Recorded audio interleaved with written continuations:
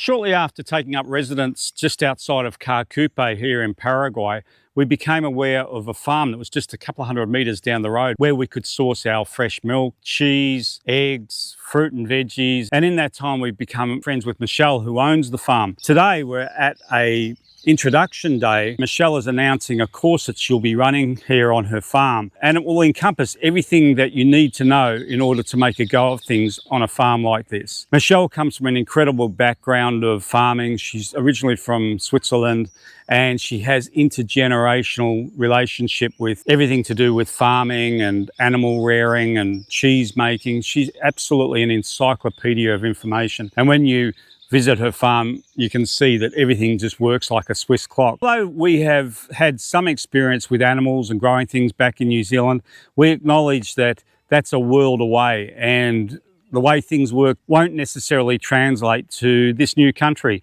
The soil's different, the pests are different, the issues that the animals face are not necessarily the same, and there's different parasites and all sorts of things that you need to be aware of in any country that you move to. So to have this opportunity to learn from a master like Michelle is just incredible. And I don't think I've ever really had the opportunity to attend a course where you could learn not only how to grow things, but how to deal with all of the animals on the property too. And it makes me realize that in many of the places that I've previously lived, those things tend to be very separated, and we tend to become very segmented in the way that we think about running a property.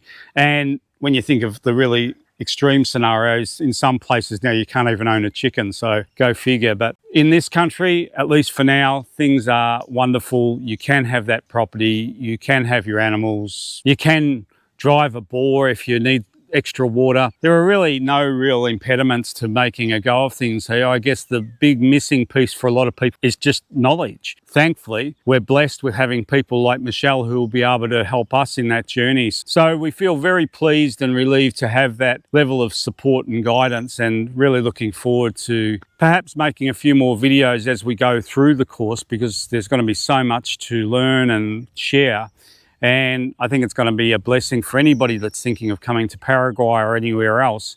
You know, it's really important to know, how do you deal with the soil here? How do you deal with pests and all the other things that you need to be thinking about? And when I look around Michelle's property, I can see nothing but incredibly healthy, happy animals and beautiful crops and fruit and beautiful produce that comes from it. So she's really closed the loop, and I think that's about as good as it gets. So really looking forward to cracking on with learning from Michelle, and I think it's just going to be priceless.